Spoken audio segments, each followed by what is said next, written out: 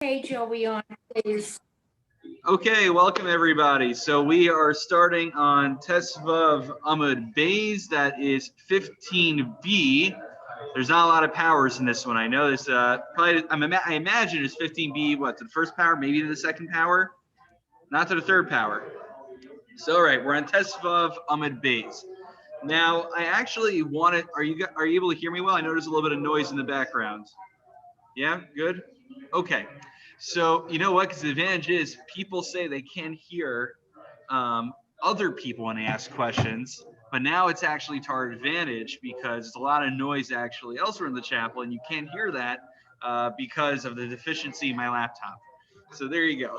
Oh, excuse me, are we on 16A? I missed it, I'm sorry. 15b. Tesvav Amud Beis. So I I'm wanted on to start off. Safaria, 15B, okay. Yes, I wanted to start off with something from last time, actually. We're doing something a little bit out of the ordinary. Because I have a question from last week.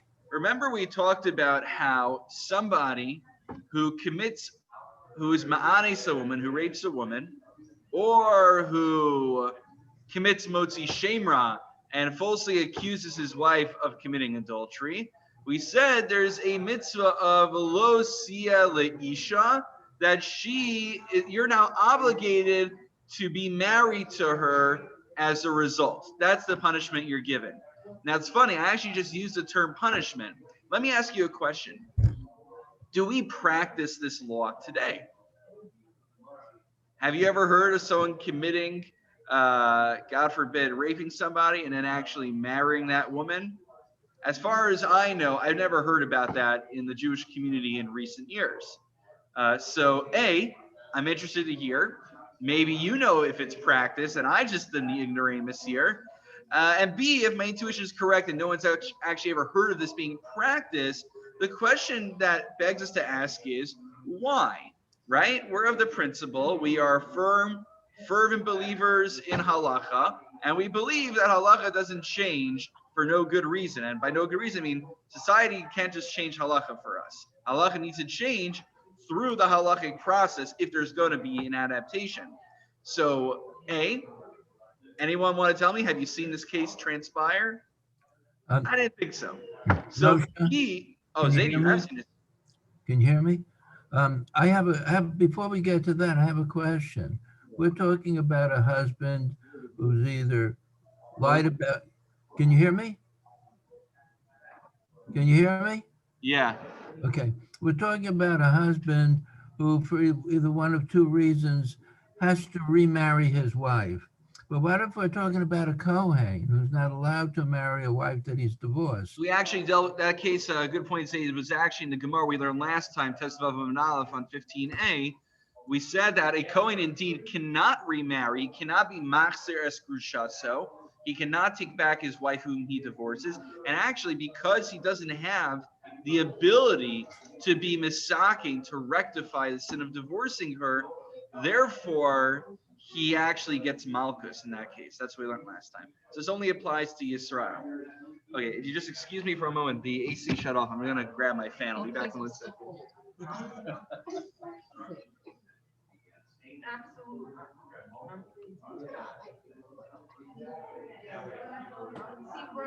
I got my handy portable fan over here.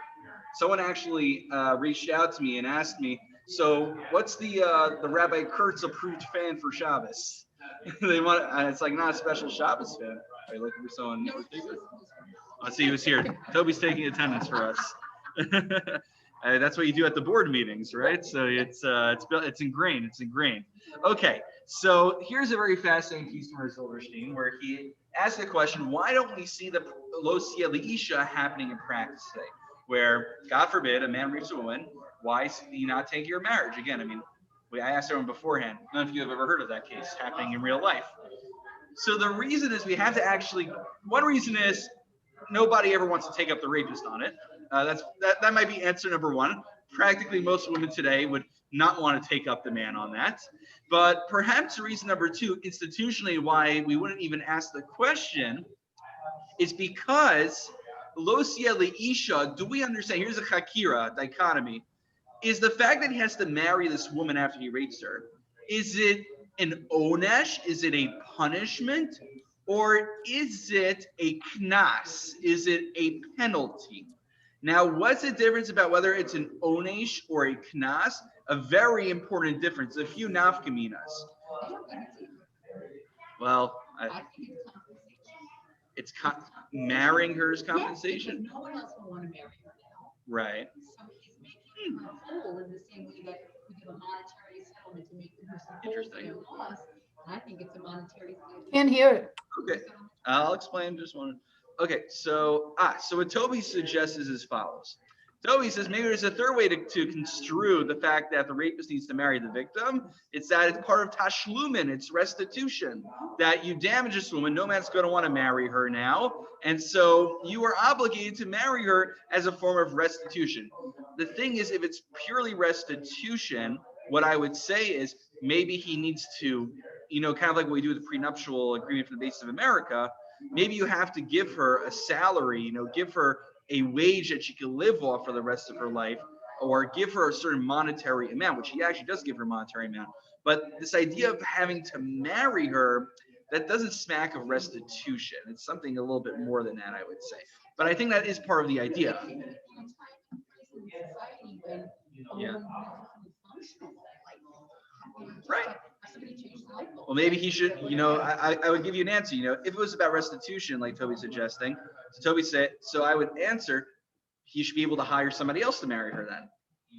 I know it sounds like a weird concept, but if it's really just literally restitution, that's all it is, it's just tashlumin, then I should be able to hire somebody else to marry her in my stead. I cannot do that, actually, as far as I know. So, okay, do we construe of this weird idea that the rapist marries the victim as an onesh, as punishment, or as knas, as a penalty? There's a few nafkamis, a few practical distinctions. Number one, if it's practiced today, but they dinim after the Sanhedrin, after it was dissolved, after we certainly lost the chain of smicha, but they dinim do not have the right to judge in dine knasos. They cannot adjudicate on matters of penalties.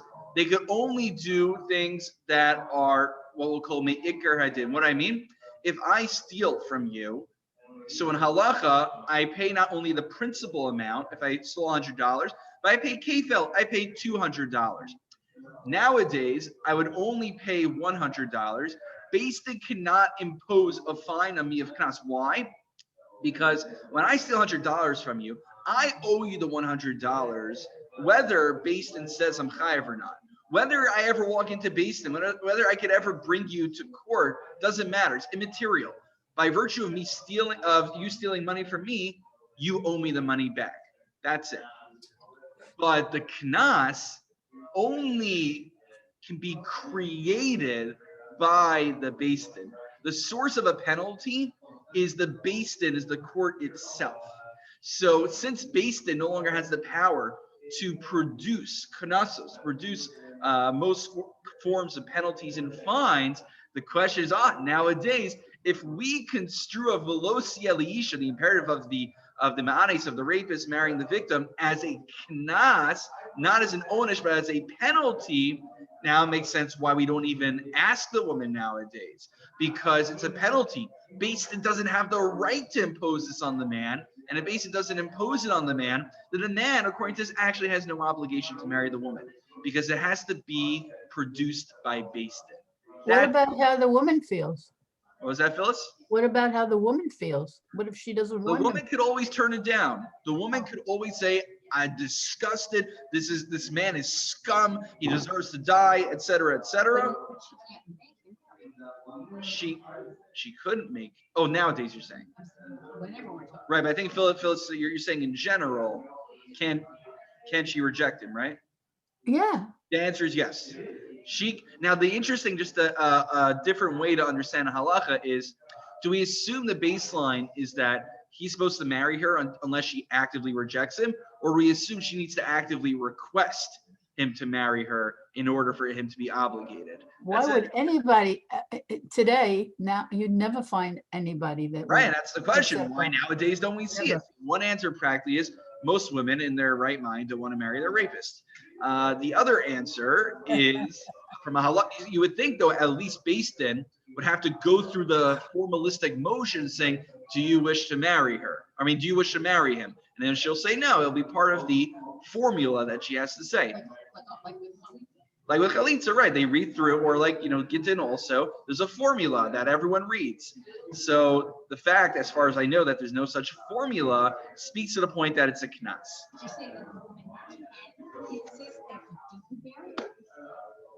Nowadays, it would be, so Toby asks, so nowadays if the woman insists, would he be obligated? So it's contingent on this machlokis, on this chakira about how we understand the nature of the obligation of marrying her. Is it a punishment which takes effect by virtue of him committing the crime, regardless of Beis Din? If so, then technically she would have a right to demand that today.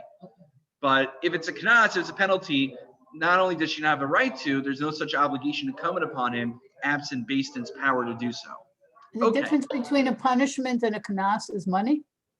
Onish is a stam punishment, and knas is a penalty. Now, usually we construe penalties as monetary. In fact, one of the things that the rapist has to do actually is give her monetary compensation. In addition, it's a question if she's too young, does it go to her, does it go to her father? We actually dealt with that in our Sunday morning chumash here, back early in the day when I first joined. Okay, that's idea number one. Yes, Judd has a question, so I'm going to listen to Judd and I'll repeat his question. Could a scenario possibly be that he's already married prior to the rape of his already abolished? Yes, because back then they had polygamy. So the fact that he's married. When was it abolished? It was abolished after the times of the Talmud. Much later. Yeah. Rabbeinu was one of the takanas of Rabbeinu Gershom in the Middle Ages. Yeah. 10th, 11th century. Yeah. It's 11th century. Was that it? Something Rabbeinu Gershom. Something like that. It's got to be very early on for sure. Yeah. Points out. So that's a Rabbeinu Gershom. That already is coming like early Rishonim era, early medieval, I believe. So, but even still. That's it. Now that Judd's asking an interesting question. With Rabbeinu Gershom, we still have it alive today. Would he have to divorce his current wife in order to fulfill V'lo si'eh Isha, or would this supersede Rabbeinu Gershom, and he would be able to break the ban on polygamy and marry this woman that he raped? Is that what you're asking, Judd? Yeah. That's what you're getting to. That's a fascinating question. I never thought about that. Would it supersede Rabbeinu Gershom, or Rabbeinu Gershom force him to divorce his wife in order to marry this new wife? That's a fascinating question. Or could he just simply pay her off? Or he could pay her off to say, I don't want to marry. Like, this woman now really wants to ruin this guy's life after he ruined her life. So she's going to say, I want to get married in order to force him to do that. Fascinating question. I never thought about it. I don't have an answer on the spot, but it's a fascinating question. Okay, Ad Khan, part number one. One other thing I wanted to share before we jump into the Gemara is something, Toby, that you brought up last time. Toby asked, so actually this brings us to our Gemara for today. Last week we dealt into the concept of alav shanite laseh, which is when I have a lo saseh, a negative commandment, followed by an aseh, a positive commandment, and generally the most basic understanding is that it rectifies the sin that I committed, or as Rashi puts it, actually, it's an absence of malchus. Where does he write that? He writes it on the next stop on Tesvav Amid Beis. He writes actually in Dibur Maslav Reish Lakish Savar Hasra Savik Lo Shmei Hasra. We'll get to it soon. He writes Halav Mishagirish Nigmar Vahavi Lo Hasras Vadai Vasei Nitin Lios Tachatz Amalkus. So when you do the mitzvah say, it's in lieu of the malchus that you're getting. That's the way Rashi thinks of it. Now, why do I bring this up? Because one opinion in Lavanitik Laseh is that I have to actively actually do the assay to rectify the los assay. The other idea, bitlu lo bitlu, is that as long as the opportunity still exists for me to fulfill the assay, even if I didn't fulfill that assay, I'm still pater from malchus. I'm still exempt from malchus. Now the question that Toby asked is, according to that opinion, when I do ultimately get malchus, do I have to actively cause the circumstance to be that I'm no longer able to fulfill the assay? Do I have to actively be mevatel it? Or is it even enough that the circumstances disappear on their own? For instance, if this woman, I divorced her, and now I have a chiyuv to remarry her, but then she dies and I can no longer fulfill that mitzvah. So I didn't cause her to die. She died on her own. Is that considered bitlo vo bitlo? So I looked it up, actually. It's a machlokis, Rashi, and the Ritva. All right, it's a, but we could, you see, because when you brought up Toby, we're saying I could see both sides. Both sides seem legitimate. Turns out both sides are. It's in Rishonim. So if you actually look in Rashi on Tesvav Amud Aleph, the final Dibor Hamaskol at the bottom, it's about 5 lines up in the middle. He says, "Ve'eno nigmar achi vatal say biyodayim." You have to actively be mevatel the opportunity to rectify the the lo saseh. Ritva says, even if circumstances happen that it's the spatel me'ilov on its own, then still you will be chayiv in malchus. What this brings to one last thing before we get into the Gemara is a very fascinating question raised by the Aruch LaNer. The Aruch LaNer is, in these footnotes here, he brings up, I didn't actually get a chance to look at it inside. Nistabik in Tzarech she'over alav yikayim es aseh, o gagish yiskayim aseh me'ilav oy the acher niftar b'malchus.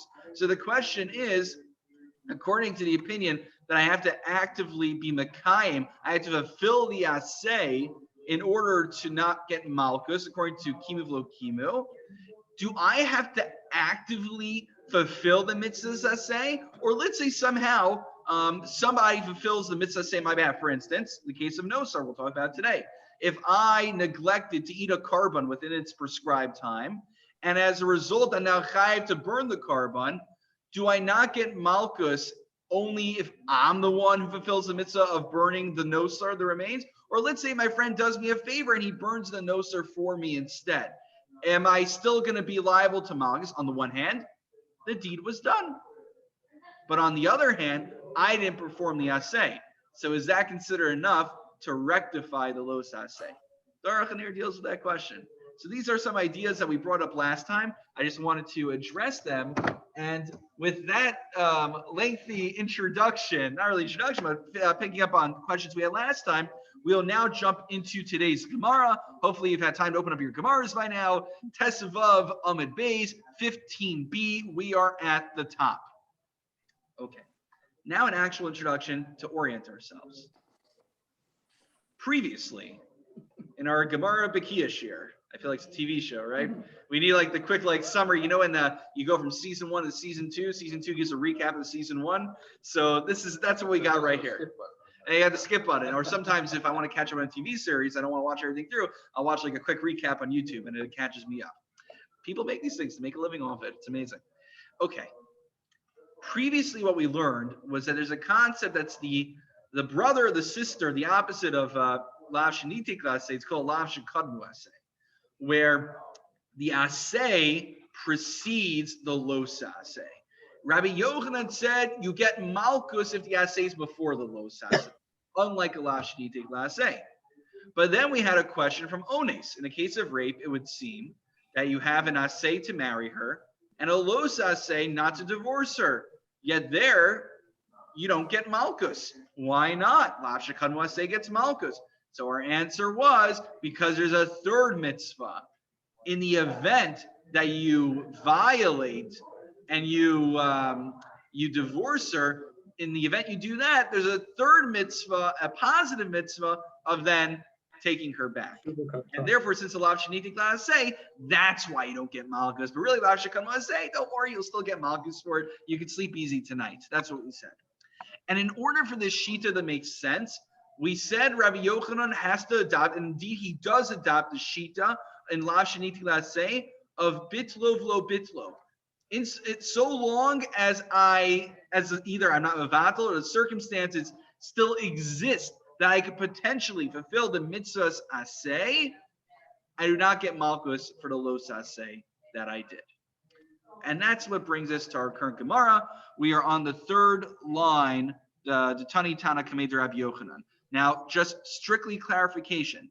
Is there anything in the introduction that I could help clarify, just simply to orient ourselves before we start the Gemara? Anything I can do to help orient us? Okay. This will be. I think this Gemara actually is more straightforward than the previous ones we've had. So we really we hit the crescendo of complication, and now we're getting back to normal Gemaras. Don't worry, this will be fine. Trust me. The Tana Kamei de Rabbi Yochanan. The Tana. So they were teaching a principle before Rabbi Yochanan. Kol mitzvahs lo saseh sheish b'kumaseh ki maseh sheba pater bital seh sheba chayiv.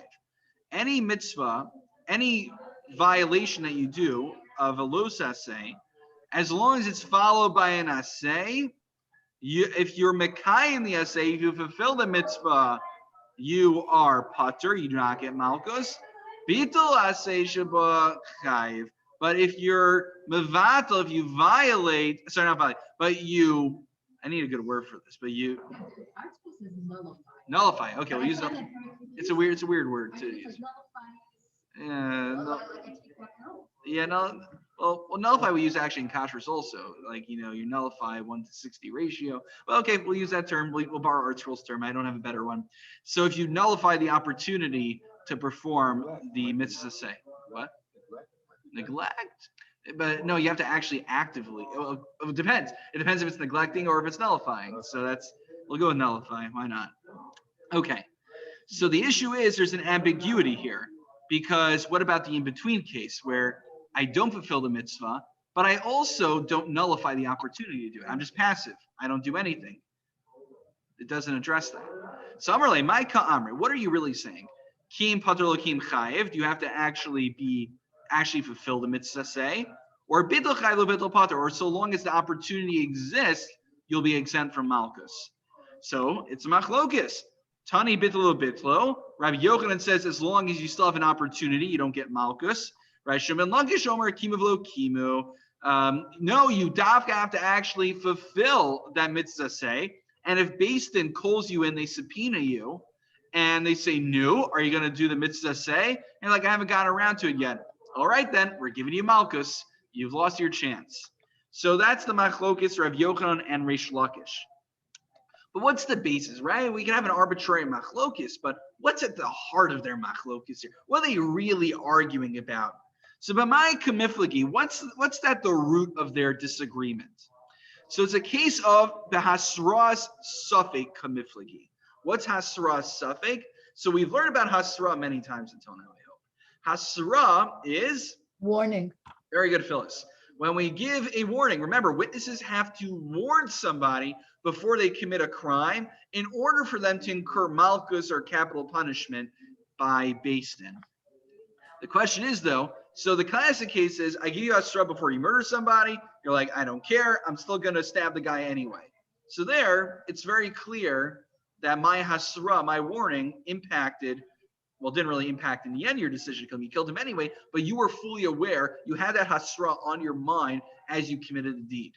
The issue is in the case of hasra suffik, where I'll give you hasra one moment, and then sometime down the line, you may do the act, you may not do the act. So that's called hasras suffik, where it's a very tenuous connection, and the hasra isn't really, there's two ways to really conceive it. The hasra is either lacking, or it's hard to say somebody is bemazed, intentionally violating the sin, if a few hours later they commit the sin separated from the actual hasra. So that's the general issue. So how does this connect to our discussion? Mar savar hasra safek shmei hasra. Rabbi Yochanan says that hasra safek is valid hasra. Umar savar hasra safek lo shmei hasra. Whereas Reish Lakish says that if you have a hasra's safek, you have a doubtful hasra, a non-guaranteed hasra, then it does not count. It's not a valid hasra. Now, how does that connect to what we're talking about? Rav Yochanan holds that hasra safek is a valid hasra. Yeah. And Reish Lakish says no, it's not. How do we see that in here? So let's connect it in.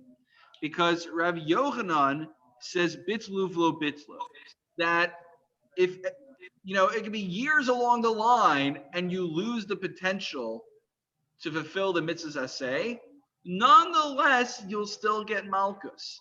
Why? because the hasra you received at the time, even though it was a dubious, questionable hasra, you may fulfill, you may not fulfill, you may get malchus, you may not get malchus for the deed you do. So therefore, we see that hasra safek is a valid hasra. Whereas Reish Lakish says that when I commit the deed, actually, when I divorce this woman and I violate the lo saseh, at that immediate moment, unlike Rav Yochanan says, down the line, when you nullify the opportunity to do the aseh, that's when you get punished for it. So it's very much disassociated from the hasra that was given to you. It could be years ago. But according to Reish Lakish, however, the moment that you divorce her and you get warned to take her back and you don't, you've immediately let me rephrase that. The moment you divorce her, you are going to be liable for malchus. Now you have an option. You're not supposed to divorce her. You're not supposed to. Oh, 1 second. For some reason, I have a pop-up over here. Let me get rid of it so I can see your face. There we go.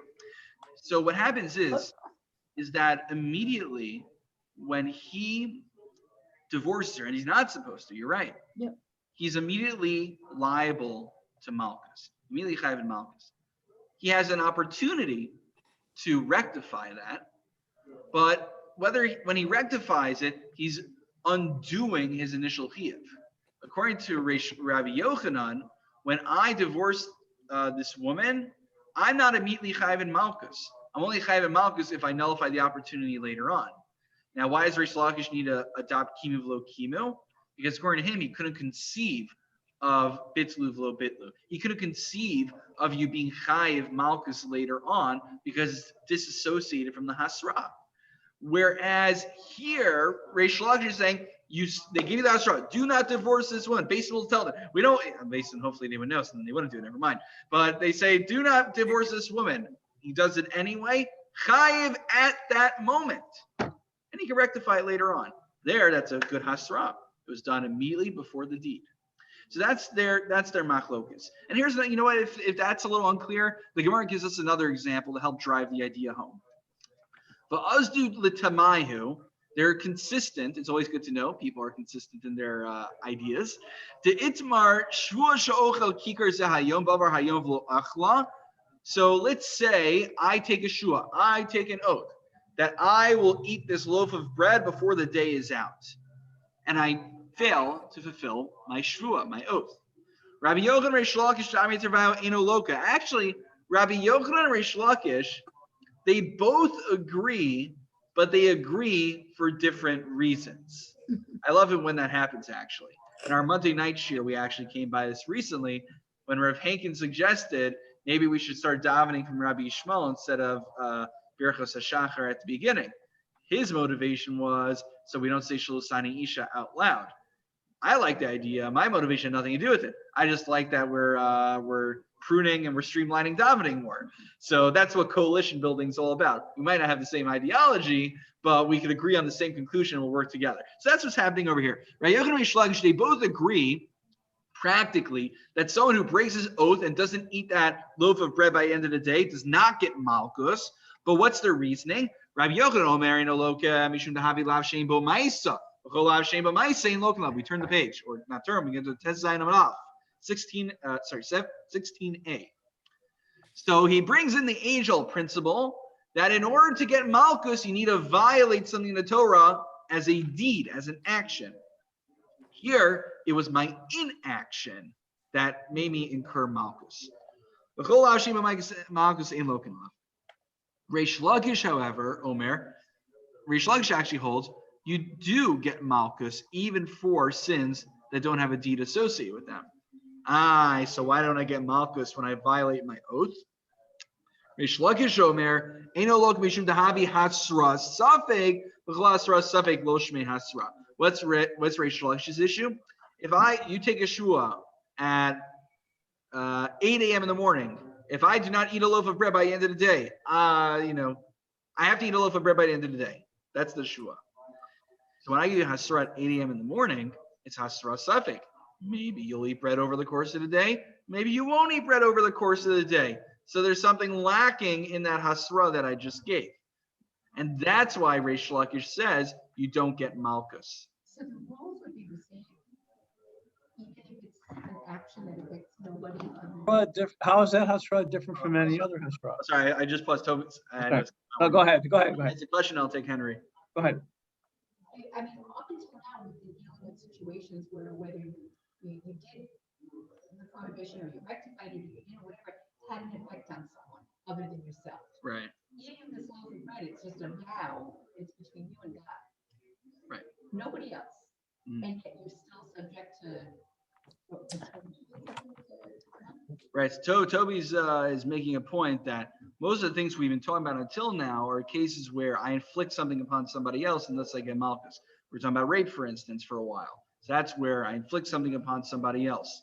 But I would say if you go back to our original Mishnah, there are many cases where a person gets Malkus, but they didn't do anything to anybody else. For instance, I walk into the Beis Hamikdash when I'm Tameh. I'm not inflicting anything on another individual. Nonetheless, I get Malkus and Karis for doing that. So, well, you do. That's what it says in the Mishnah. It wouldn't be in that Mishnah otherwise. And there's a number. There's if I eat, it talks about eating ants or eating, non-kosher food or tevel. So those are, I think there's a lot of examples. Like recently, we've only been talking about bein adam l'chavera, but it's bein adam l'makom also. Henry. I'm not sure I understand why it's a Hasra suffix. If the person giving the Hasra says, you just made the Shvua, if you don't eat this bread by the end of the day, you will get Makkos. Why is that a Hasra suffix? So Hasra suffix, it's actually a funny terminology, right? The way I would initially explain it is that there's a suffix, meaning after I warn you, it's not immediately clear whether you're going to violate that law. How is that different from you warn somebody's pointing a gun at someone and you warn them if you shoot them, you're chayav? So since it okay, that's the idea. Well, why do you even need a warning if you make a shvuah? Isn't that and you don't fulfill it? Isn't that a shvuat shav?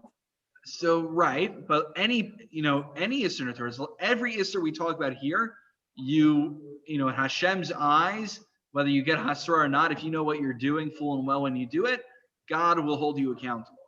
But in order for Beis Din to hold you accountable, it needs to be clear to Beis Din that you got proper Hasra, and that's why we have all these parameters. So if I eat, but if you say out loud to somebody, I'm going to eat this bread by the time it gets dark.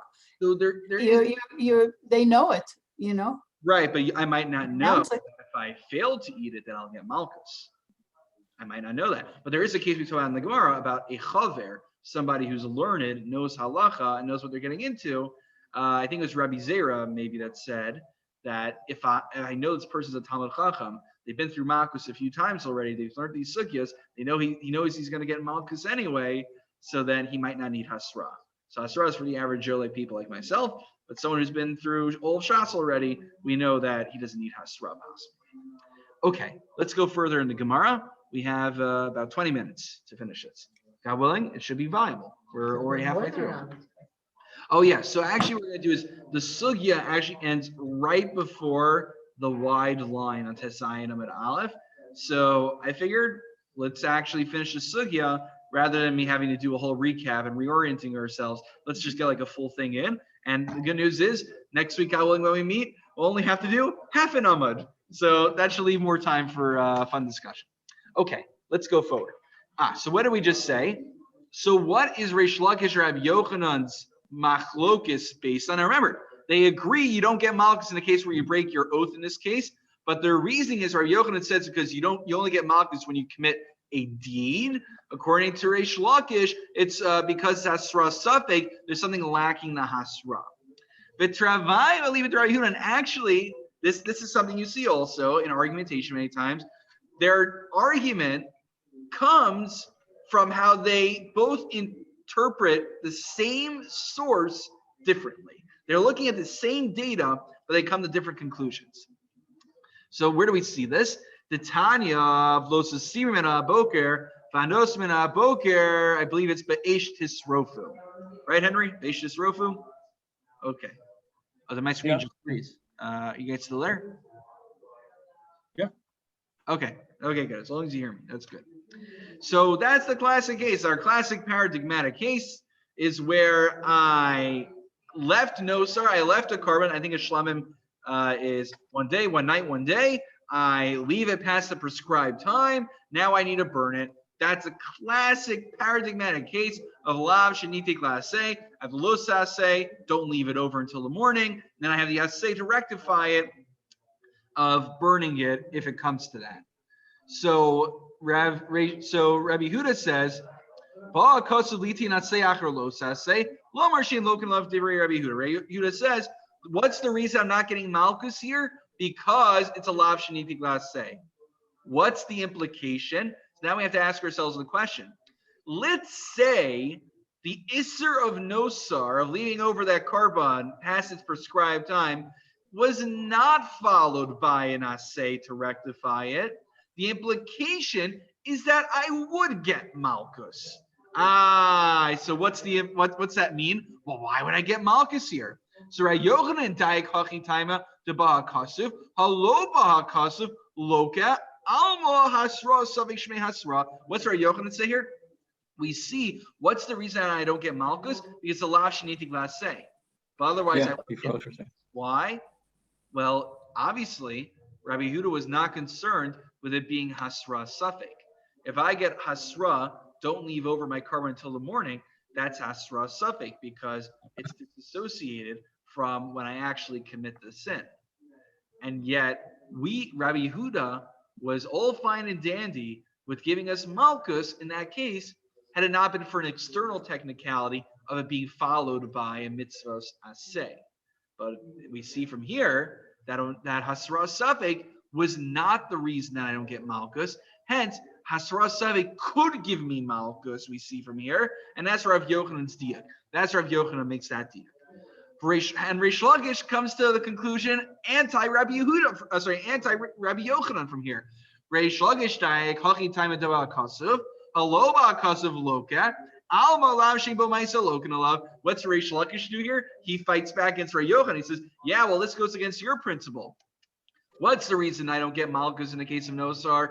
Because it's a lav sheniti aseh. It's followed by an aseh. Had there not been an aseh, then I would get malchus. But wait, leaving over food until the morning, carbon until the morning, that's literally that's inaction. That's passivity. Lack of action. And yet I would get malchus anyway.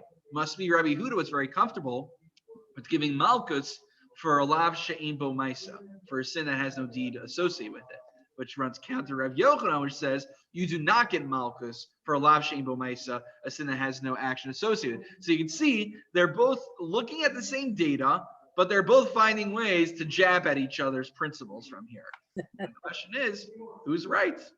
So we have to resolve each one now. First, we'll resolve how Reish Lakish can still fit with Rabbi Huda, and then we will resolve Rabbi Yochanan, and then that will conclude the Gemara. B'ez Hashem. Reish Lakish did we just do that? Shimon ben Lakish nami halvane hasaras safeku. Right, I think that's what we're up to. Okay, good. Right, so according to Reish Lakish, so new, this is a case of asra safek, and yet you would get malchus for it. What say you? So Savarlak Idach Rabbi Huda, he actually has an alternative teaching of Rabbi Huda which supports him, and that's what he holds like. The Tanya, Hika Zev Chazav Hika Zeh, Kilo Zev Chazav Kilo Zeh. The case is someone strikes or curses one individual as well as his father. So someone who strikes or curses his father is punishable by death. And so the case is, if I get hasra, I strike one and then the other, or I curse one and then I curse the other, or or if I strike them simultaneously, or I curse them simultaneously, the Tana Kama says chayev, hasra counts for all those actions. However, Rabbi Yehuda, whose shita is what we're looking for here, Omer, but if I do one after the other, I'm exempt from malchus. Why? Because asra suffix. Maybe I'll hit that man first. Maybe I won't hit my father. So since there's a suffix here, as to whether I will strike my father, whether I will curse him. I might strike the other person first. Therefore, there is something lacking in the hasra. It's hasras safek. And we see that you are pater from Malchus. You're exempt from Malchus in that case. Reish Lakish says, I'm the one who holds that in a case of hasras safek, you do not get Malchus. And Rabbi Yehuda supports my position here. Good. That's Reish Lakish. Rabbi Yochanan, now we got to resolve Rabbi Yochanan. Rabbi Yochanan, nami havadi lav shem bo maisahu. Savar Allah, Yalda Marav Edi Bar Ovid, Marav Amra, Mari Itza, Marav Yochanan, Rahuda, Omar, Bashir, Yosef, Glili. I feel like making a scene here. Kolos Asa Shabbat Torah, Lav Shishro Maisalo can love. He holds like this teaching Rahuda. It says when there's a deed, you get Malchus. Lav Shemo Maisain Lo can love. When there's no deed, you don't get Malchus. Chutzmin an Nishba O Meimar Makalas Chavir B'Shem, except for specific kinds of oaths where you swear. We won't get so much into that right now.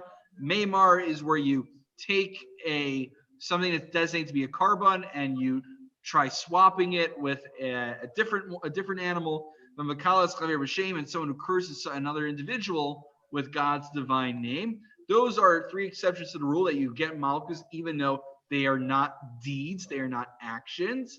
But in general, we see Rabbi Yehuda, if you look at that long list of Rabbanim, Rabbi Yehuda's in there who goes on record saying that you do not get Malchus unless you commit a deed. Great. Rabbi Yochanan has Rabbi Yehuda who fits with him. The issue that I think many of us are hopefully thinking about is, well, I'm really happy for you, Rabbi Yochanan Reish Lakish, that you found a teaching of Rabbi Yehuda that supports you. But Kasha to Rabbi Yehuda. But then it sounds like Rabbi Yehuda is contradicting himself. So great, you found alternative teachings of Rabbi Yehuda that fit your agenda. But there's another teaching that you're still ignoring, the initial teaching we learned, that contradicts your positions. So we're actually in a worse place than we started. It sounds like Rabbi Yehuda himself is a steer min bay. He's a self-contradiction. So here we have the Gemara gives what we call in yeshiva. Yeshiva, they used to use this very derisive, they used to call it a Balabatish teretz. So what is a Balabatish? What? What's that, Phyllis? Balabatish what? What's the last word? Balabatish teretz. It's a Oh, layman's. teretz. Oh, teretz. Best translation is a layman's answer. Yeah. Which the layman's answer what means is like, well, why are these two people arguing? Maybe they it's an argument mitzias. They both why are they arguing? Maybe one guy saw it was red, one guy saw it was blue. No advanced lumdus out of here. Like the yeshiva shetara is like, I want to give a chakira. Is it a knas? Is it an onish? What's the nafkamina? Let's get into it. Let's get the thumbs moving. So the Gemara gives a balbat shetarutzim also. It's not a problem. Kasha Rabbi Huda, either Rabbi Shimon ben Lakish, trade tonight, leave it to Rabbi Huda. How does Reish Lakish square this? He says the reason it sounds like there's a contradiction to Rabbi Huda is just that there's two people presenting Rabbi Huda's opinion. One presented it this way, one presented the other way. Apparently, there are two students who went to shir with Rabbi Yehuda, and one of them is wrong, and I possibly like the one who's right, who fits with my position. And I'm sorry if that sounded irreverent, but trying to keep it engaging. If I can apologize, we're literally one line away. And either Rabbi Yochanan lo kasha hadi day hadi Rabbi. When Rabbi Yochanan sides with Rabbi Yehuda, he sides with Rabbi Yehuda, who's not presenting his own teaching, but he's presenting his Rebbe's teaching. Because he saw that whole long list over there of rabbis. Rabbi Yehuda is not speaking his own opinion, he's speaking his Rebbe's opinion, and that's the position Rabbi Yochanan adopts. Not actually a position of Rabbi Yehuda, but a position presented by Rabbi Yehuda, which is a great trick. Admittedly, I'm teaching you guys the tricks of the trade. I don't know if I should do this. When I teach a Monday night shir and we get to a controversial topic, let's say I'm a little hesitant about taking a particular position. So what I can do is I'll say, this is not my position. This is what this is what Ramosha Sternbach says. What say you about that? So I'm just presenting to you what Ramosha Sternbach says, and I'll let you make up your mind about it, even if I agree with it or not. But then it disassociates me from the opinion. So that's what's going on over here. Rabbi Yehuda is saying, I'm sharing you with my Rebbe's opinion, but I'm not taking that position. Only here, it seems he actually genuinely does not take his Rebbe's position. Okay, here's a little trick of the trade. So Toby points out, if you look at your art scroll, there's a great chart in there. It looks actually I feel like I'm more confused looking at the chart than not, but if it helps you, it helps you. Okay, great. Let's just pause for a moment. Oh, 9:18, we made good time. Any outstanding questions? Or Yeah. outstanding? If he's not taking his Rebbe's position, what position is he taking? If who's not taking whom's position? His Rebbe's.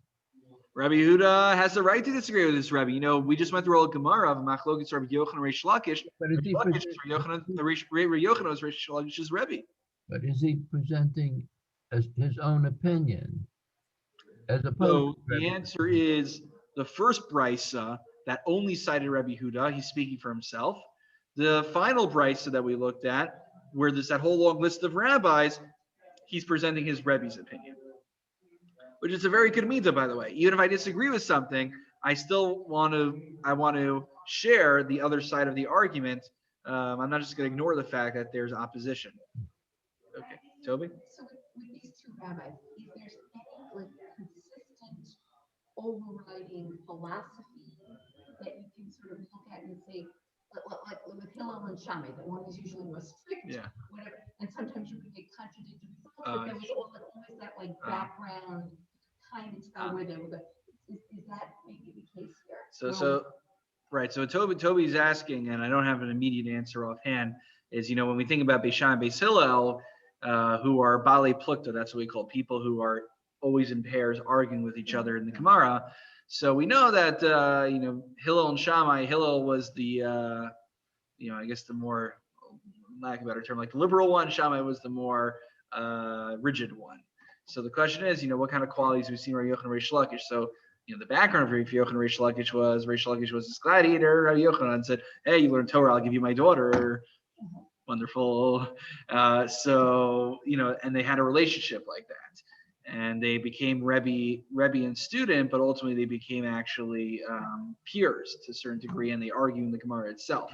Now, what are their particular, do they have any particular characteristics, you know, philosophical inclinations that we could see a theme through these Gemara? It's an interesting question. You know, I've seen this done with Rabbi Shimon Bar Yochai. So there's Machlokes and Shabbos where Rabbi Shimon takes one's kavana more into account than Rabbi Yehuda does, because Rabbi Shimon's about the kavana, it's about the Kabbalah, and like they do this whole thing where they tie in Rabbi Shimon Bar Yochai into his halachic positions in the Gemara. I haven't seen it done for Yochanan and Reish Lakish, but that might just be a lack of my own scholarship and understanding and breadth of knowledge. I'm sure somebody has figured that out. All right, we'll keep an eye out. Maybe I'll have something to show up with next time. All right, Yasher Koach, everyone. Thank you. Thank you.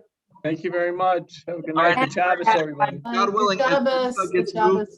as Mecca gets moved earlier, I'll move the shear earlier. That way we could all get to sleep at a reasonable time, except for myself. All right, have a good night, everyone. Yasher Koach. Thank you. Thank you, you too. Good night.